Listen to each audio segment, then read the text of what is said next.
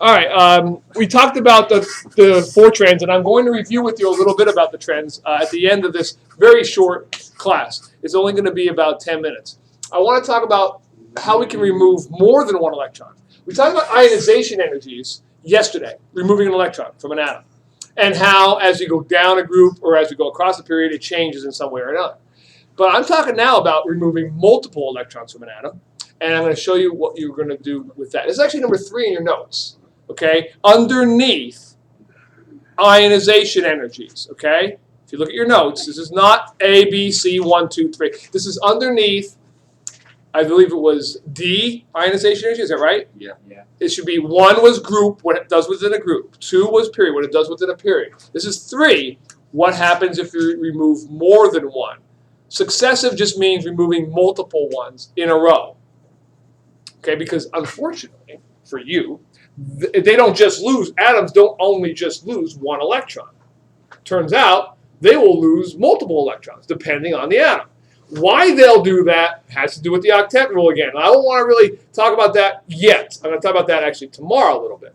When we talk about the octet rule and relate it to the charges that the ions are going to have. For right now, let's just see what happens if I try to remove some more electrons from an atom. You ready? To do this, once again, I'm going to use orbital notation. Although I'm going to leave out the arrows and blanks this time, make it a little bit shorter to the right.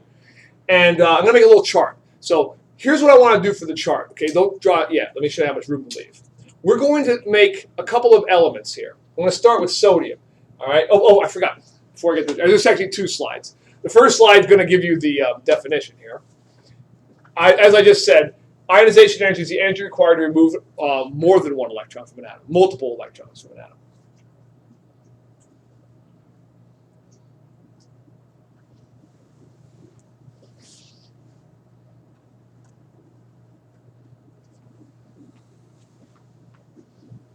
All right. And the thing about this is, it always takes more energy to remove another electron. And if you think about it, that makes complete sense. If I remove 1 electron from an atom, it was happy. It was neutral. You know, I don't care what atom you're talking about. Look at carbon up there. He's got 6 protons. If he's neutral, how many electrons does he have? 6. If I take away an electron from him, he's no longer neutral. He's no longer happy. So take away a second one, he's even less happy. It's always going to take more energy to remove that other or third or fourth or second or third, whatever. The next electron always takes more than the one prior to. Okay? However, the increase is not always the same. It's not what you would think. And I will show you what I mean with some orbital notations. It won't take me long. Just doing 3 examples will illustrate this. And then, of course, as I told you yesterday, I got 2 worksheets I want you to do today and in this period to practice. These will be graded. Okay? So I hope you all are good at these by now. I'm going to give you a couple of hints before I give them to you. Talk about them again. Go over the charts because the charts are going to be on these 3 as well. They're not going to be in the necessarily same format you've been seeing them. You'll have to identify. You can use your notes though. Yes, here are the worksheets for you. Uno. That means 1. Oh, thanks. And deux. What does that mean? 2. That means switched I switched. You didn't know I was so multilingual. Uno, deux. What else? That's it. What's another language that has? That's it. That's all we offer in here, isn't it? French and Spanish. Chinese. We have Chinese. Yeah. And Japanese. Good luck, Marie. She's nervous. She's giving blood. Okay, you ready? Now look at it. It's the ununiform and non-uniform increase that I want to talk about. Turns out some of these guys will give up an electron pretty easily. I would expect that a metal will give up an electron pretty easily. Some of them will give up too easily. All right, and then not want to give up any more. And so you'll see that with the increase. Watch. Draw this chart.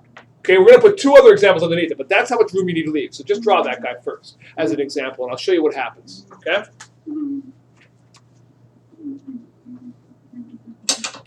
No humming. We're taping this. Oh, you just cut that out. And that. That's how you tape the other glass. I do. Sometimes you guys make the cut. Sometimes the other guys make the cut. It's always them. It's not always them, but it's usually them because what happens is I screw up so badly here, that usually is them. What kind of off topic? No, it's not that I screw up. It's just that a lot of times I'll notice stuff on the slide that doesn't work perfectly, and I'll fix it. Sometimes I'll say something backwards, and although I fix it immediately, it doesn't sound very good on tape. So I try to show the less confusing one.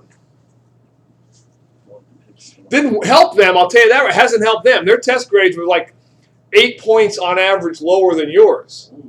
You shouldn't change the time. Yeah, maybe exactly. Maybe I'm teaching them too well. Yeah. Either that or they're just dumb and you're smart. That's on. That can't be true. Anthony's here. That's on. Whoa.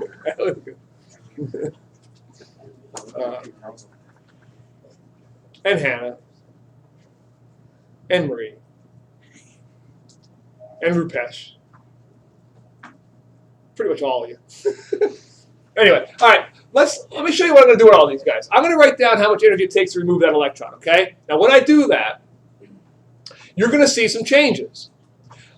The numbers themselves, listen carefully, because I always get people who, how are we supposed to know what these numbers are going to be? You don't. I'm not going to ask you what the numbers are going to be. I'm going to ask you whether you would expect. This is going to be the 3 choices on the test. Whether you're going to expect a big increase, a small increase, or a decrease over the previous guy. Let me give you some numbers here.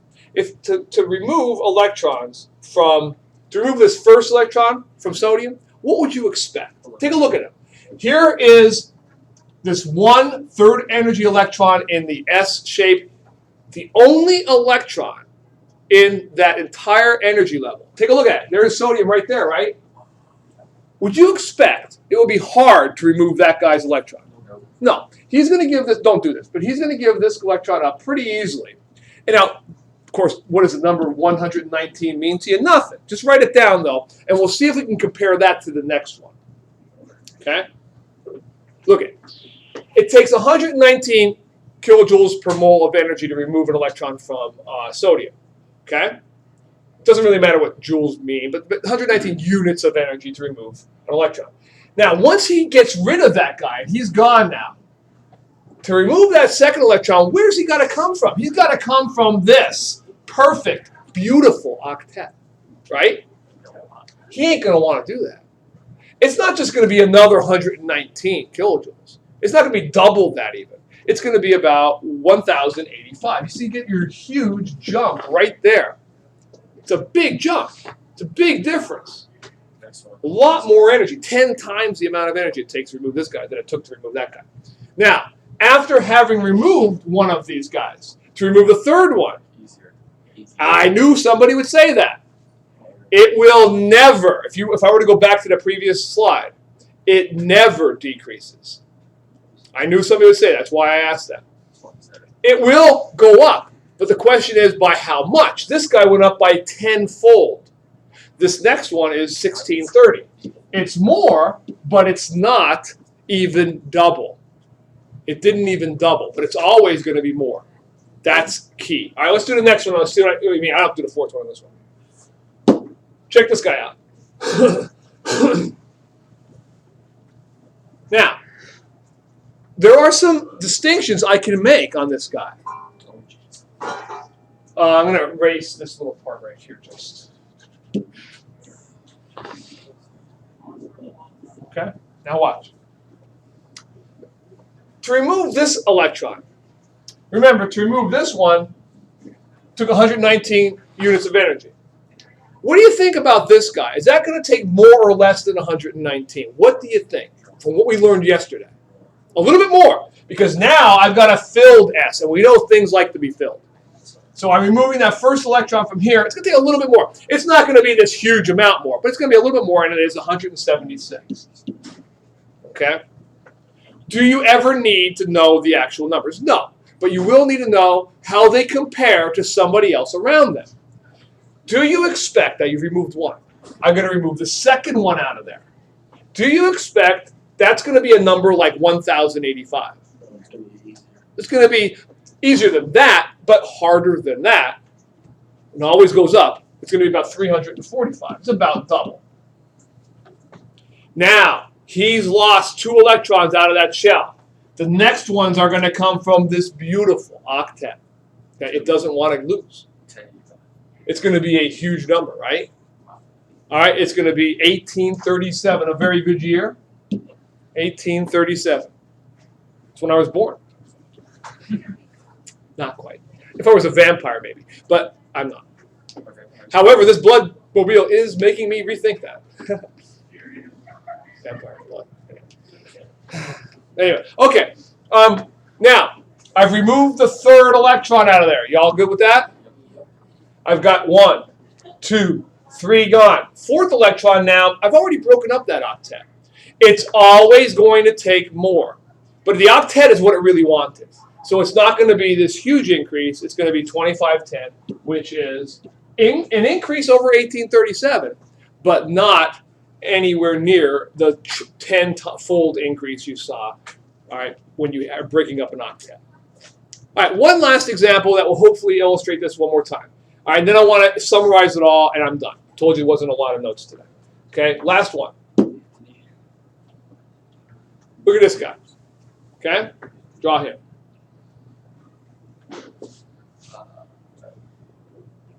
This is aluminum. If you were to draw aluminum out, you all would draw that, leaving out the blanks and arrows just to save us some time. Okay, you would all have drawn that. Very easy question. How will this number compare to the ones above it? Think about it. I'm removing it from a 3p1. Okay? The p is not as stable as the s, so it's going to be higher or lower than the 117. Lower. However, is it going to be? You're probably going to be a little bit above 119 because he's a lot further over and a lot smaller atom. He's going to be about 138. You would not have to know that exact number, but you hopefully would know where it would fall. Now, this next one will be a difficult question because I removed that 1 electron. You would expect a pretty decent jump for this next guy, wouldn't you? Not only is there a P versus an S, this guy would be harder. He's filled. And you do get an in-between kind of jump, so I probably wouldn't ask you this. 432. Notice that's not just double. It's a little bit more than that, but it's also not a huge jump either. One thing's for sure, the next guy is not going to be the big jump because you removed 1 of these. You still got 1 more to get out of there, right? He won't be the big jump. He's only going to be about 653, not even double.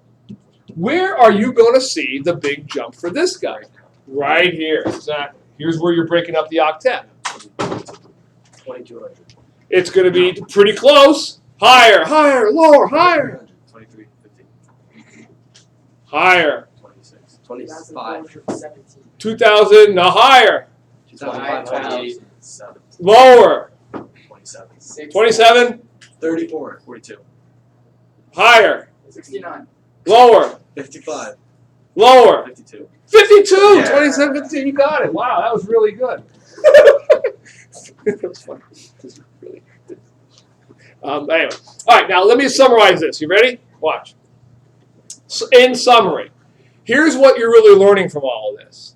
You're learning that sodium, magnesium, and aluminum will give up, they'll give up a certain number of electrons relatively easily. This guy gave up 1 electron, sodium did, without too much trouble. And then you got the big jump right here. This guy, magnesium, gave up 2 electrons without too much trouble, and then you got the big jump there. And aluminum gave up 3, and then you got the big jump. That should not surprise us, because what groups are sodium, magnesium, and aluminum in? Groups 1, groups 2, and groups 3. So they lose those outer shell electrons relatively easily. It's when you try to break up the inner shell, like aluminum, look over there, 13, aluminum. He loses all 3 of those electrons, great, no problem. Then he's only got 10. And what is he? He's like neon. He ain't going to want to give those up. And that's why it's so hard to remove them. This is useful for tomorrow's class when I start teaching you how to predict ions. I've got my eye on you. And we'll have to see what happens tomorrow. All right, but let's just do ion. Let's get it, eye on you.